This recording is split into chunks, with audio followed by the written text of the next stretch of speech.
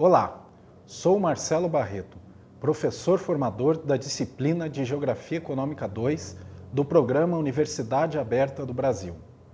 Iniciamos nossa conversa abordando a tão falada globalização que acentua duas características fundantes do capitalismo. A primeira delas é a sua tendência à universalização, onde nunca antes na história estivemos tão próximos de uma economia efetivamente globalizada. Pensemos no Mercosul, na União Europeia e na Organização Mundial do Comércio. Não importa a escala, o resultado é sempre o mesmo, a intensificação dos fluxos de mercadoria.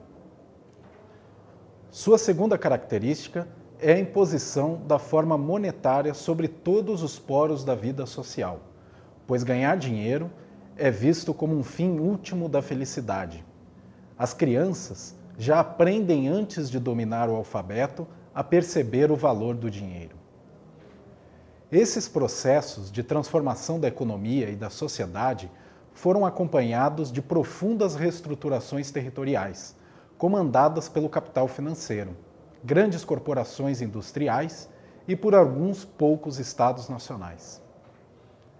Assim, na primeira unidade, você terá subsídios para entender de que forma inovações como a internet e o celular auxiliaram os Estados Unidos a saírem da crise do petróleo da década de 70 e promover a própria industrialização, ainda que parcial, e de alguns países da periferia mundial. Propomos a comparação desse período com a atual crise mundial iniciada a partir dos Estados Unidos. Será que a roda da história voltou ao ponto anterior?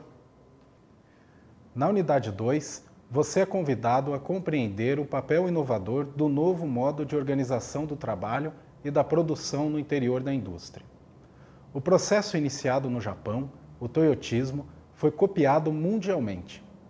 O código de barras e a robotização são duas das tecnologias gestadas que permitiram essa reorganização do trabalho e da produção. E seus impactos sobre a organização do território foram profundos.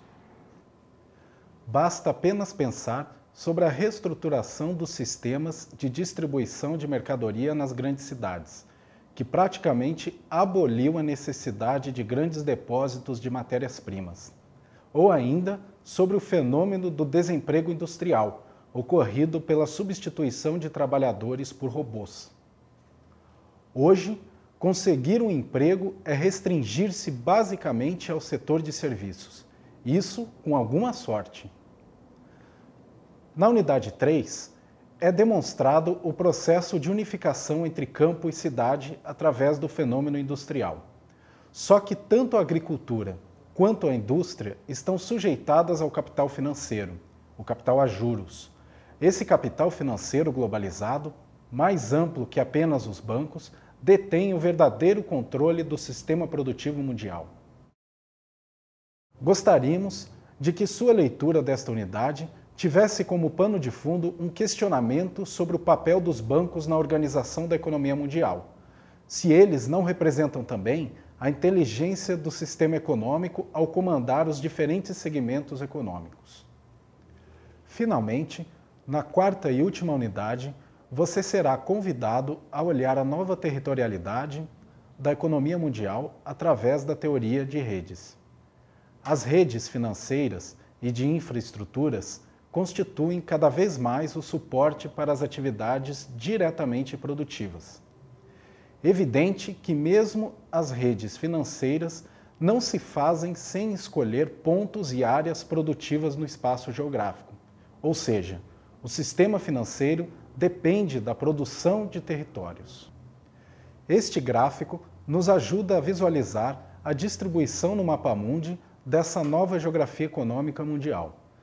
Nota-se que os 3 maiores PIBs, depois dos Estados Unidos, estão localizados na Ásia.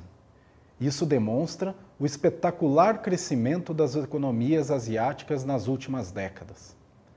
Ainda assim, a segunda colocada, a China, com seus 10,8% do PIB mundial em 2007, representa apenas a metade do PIB dos Estados Unidos.